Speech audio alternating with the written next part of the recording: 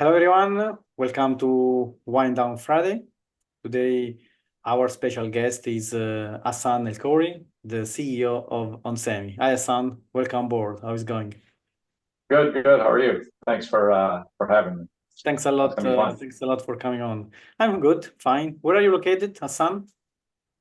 I am calling in from Austin, Texas today. Good, nice. So, Hassane, you are the CEO, as I said at the beginning of onsemi. You started the career as a senior engineer, and then you served different executive positions. So now the CEO. So can you share some highlights from your career journey, particularly from the transition from engineering roles to executive leadership in the semiconductor industry? So how have your experiences in Cyprus, semiconductor, or continental automotive systems, for example, shaped your approach to leadership at onsemi? Sure. Let me start by saying, you mentioned the two companies, Cypress and Continental Automotive Systems. So onsemi is actually my third company in my whole career. So I wasn't the person to hop around, and that was an intent for that because I firmly believe that within a company, if you're at a good company, there's always opportunities if you are willing to get out of your comfort zone, which is the philosophy I've used throughout my career in every one of these companies to shape the role that I was assigned to. So what does that mean? If I give you a few examples, um, problem solving. I was an engineer. I still like to say on some days I am an engineer more than a CEO or management. But that helped with how I think about things. As an engineer, you had a role. You had to solve something, create a design, create something.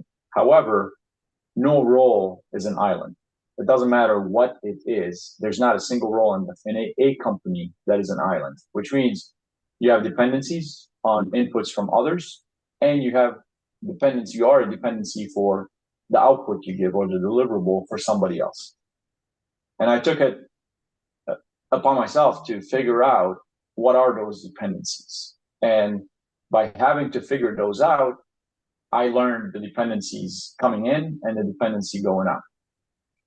And a lot of it was not necessarily technical, solving a technical problem or simulation. It was either a customer dependency or it was a financial dependency, which means I had to learn the P&L or I had to learn the strategy in order to do my job better. That expansion allowed me to have more and more awareness and managing my immediate role with that in perspective. So when there was an opening or there was an opportunity either upstream or downstream from, back to the dependencies I mentioned, I was already ready because I was doing it, which made it very easy to transition and expand the scope and do that multiple times. And you get to the scope that I have today, which is a CEO scope. But I never sat in a role going, what do I need to do to get the next promotion? Or what do I need to do to get the raise? It was purely, what do I need to do to become a better link in the chain for the whole entity to operate much better? And that is that progression that got me, from where I was as an engineer all the way to management, through the P&L management, and now CEO. So if I say sustainability, climate change, renewable energy, so these are big topics. We did an interview last year, I guess, and I posted on powerelectronicsnews.com. You said our commitment is becoming net zero by using our innovation and changing the way we design and manufacture chips so that we use less energy because there will be more and more demand for chips, as you said. So also, as we increase volumes, we have to use less energy. So I'm reading your interview. And to use less energy, we have to use strategies. So for us, it is not just about supporting the markets, but enabling ourselves to do better in this market. So that is our responsibility. So how is going the approach in terms of net zero commitment since our last interview? What have been the main challenges encountered during the transition towards sustainable chip manufacturing? Yeah, we've done a lot of progress. Obviously, it is a evolving area for everybody. You know, there's not a blue book that you say, okay, if you do A, B, and C, you will achieve your target. So a lot of it is learning. So we have a team dedicated. We already sent our SBTI commitment letter or science-based target commitment letter. Mm-hmm. We are right now working on our actual targets that we will give commitment by the end of this year. So from a structural perspective, I think we have learned a lot. We have made a lot of progress, and we have institutionalized a lot of that within our factories. So for me, you know, sustainability, there are two areas for sustainability. The first one, and I think the most important one, is abatement. Mm-hmm. You know, you can say, okay, we can get renewable energy or we can do alternative energy, but what about first reducing your energy before you go into the offsetting and before you do that? So and that's actually brings a competitive advantage because, you know, that's in manufacturing. If we reduce our energy consumption in manufacturing through abatement strategies, then our manufacturing costs get cheaper. We get more competitive. So it's a win-win that we have to do the right thing, but it also drives the financial result for the company. And that's how we framed it for our worldwide teams to really focus on outcome-based sustainability targets. So we're in that process. We actually track it. In the next few months, you should see our report, sustainability report, which outlines a lot of these things we are doing. Now, from the product perspective, of course, we create products that go to our customers that also have their science-based targets or their sustainability targets. Therefore, our responsibility is not just our own manufacturing, but also how do we help customers achieve theirs?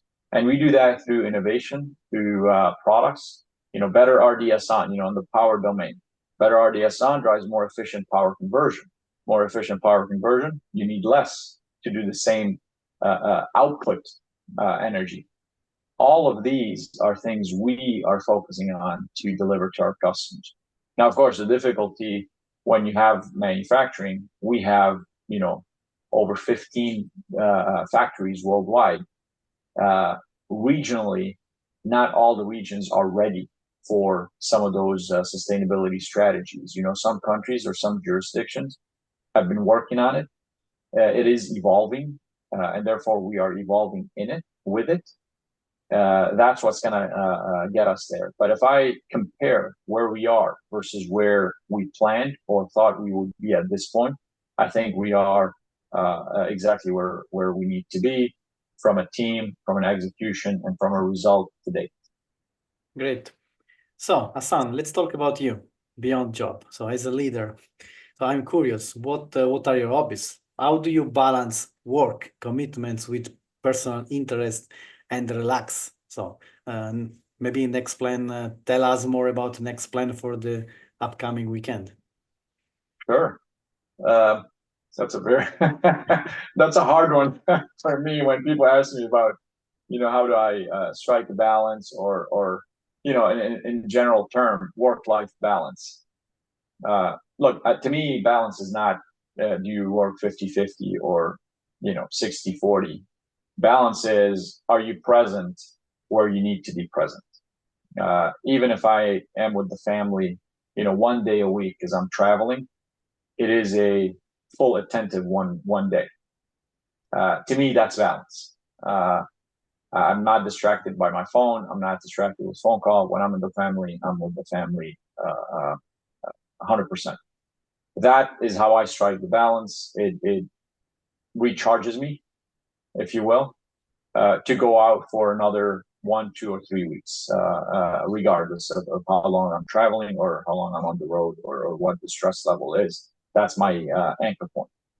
Now, hobbies, I do a lot of electronics myself. I'm working on a smart home system. I don't believe smart home is where it needs to be today. So there's not a third party that is able to do that. So I'm actually working on my own. So I do a lot of my own boards. I do a lot of my own coding. So I spend that to maybe relax. Some people may find it odd that I, I do that to relax, but it gets my mind off. It helps me focus on solving a problem different than what I do every day, and that to me is a benefit.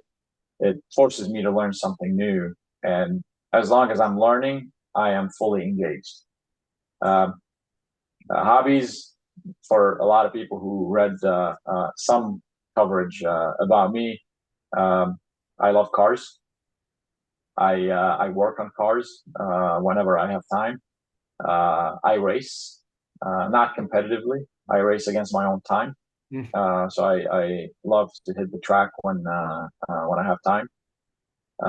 But next weekend, well, I was at the Indy 500 last weekend, which was an amazing race. I will be in Detroit for the IndyCar race on the streets of Detroit next weekend. Nice. So I blend my hobbies of racing with being a spectator for the IndyCar races. So I enjoy that on the weekend. I enjoy meeting the people. We do have some customers that are attending as well. So it'll be a good fun weekend. Good, nice. So during when you are taking some business decisions, so what motivates you personally as a leader? So during this important or critical period about business decisions, so what also factors do you consider most important when you are evaluating strategic decisions for the company?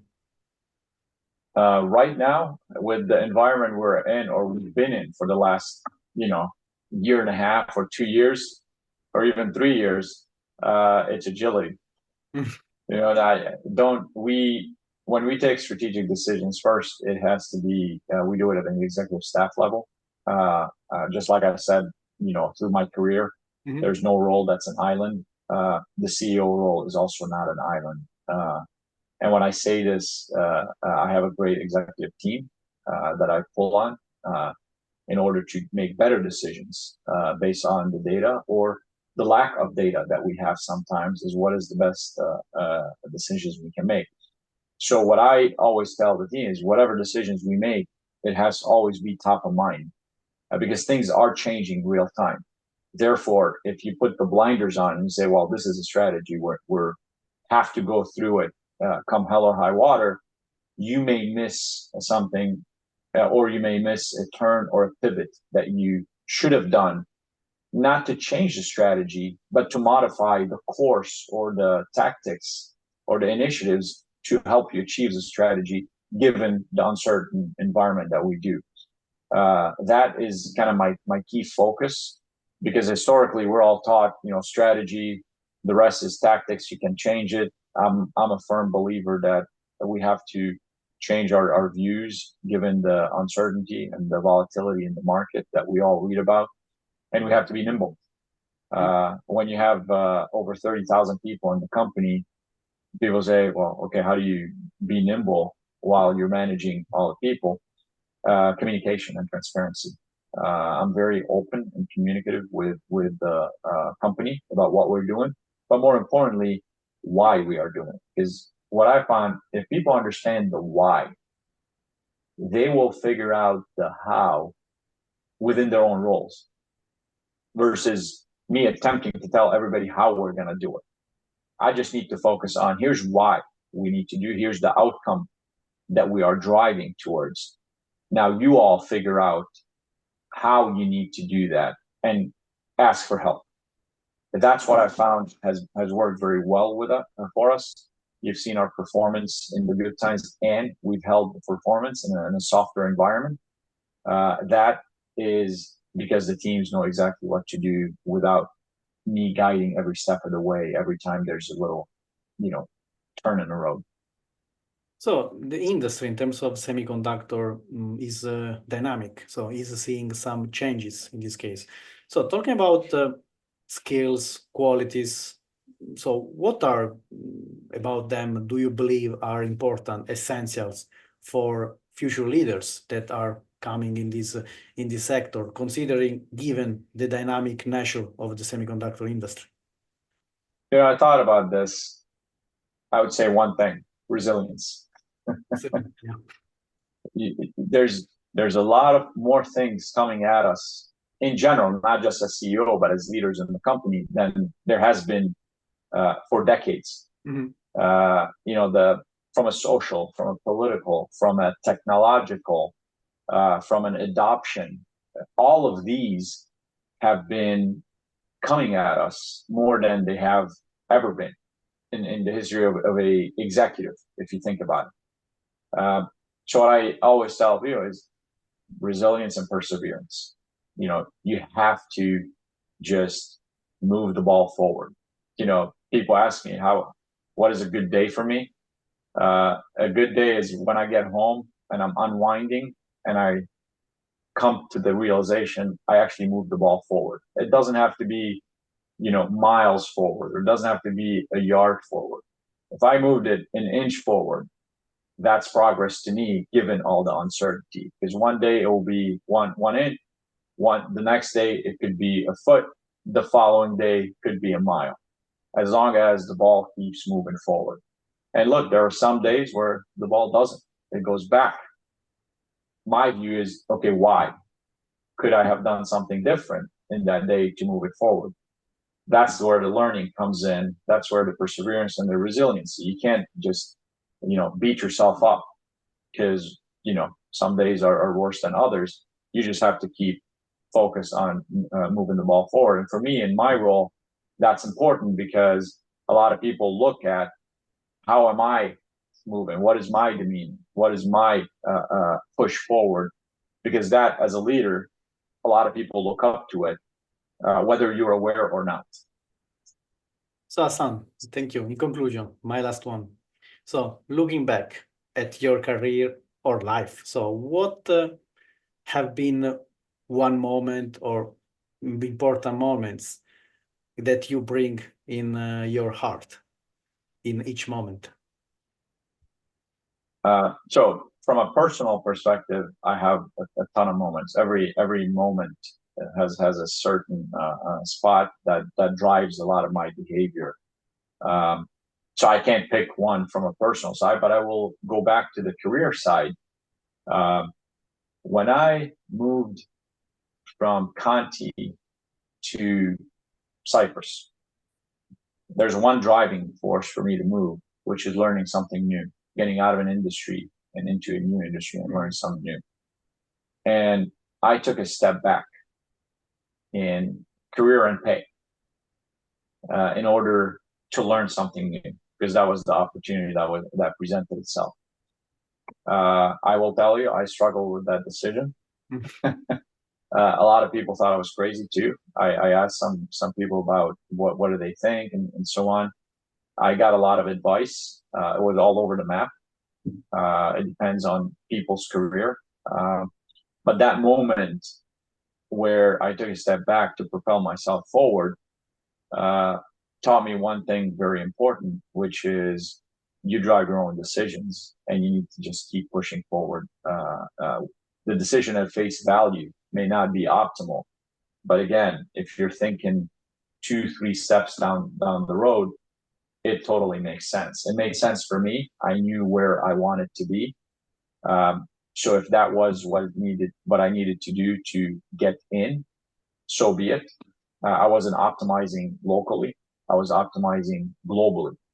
Obviously, at the time, it wasn't local and global in my mind, but that's what's shaping some of what I think through now is the decisions that we make may have a short-term impact that's different than the long-term impact, and you have to balance both.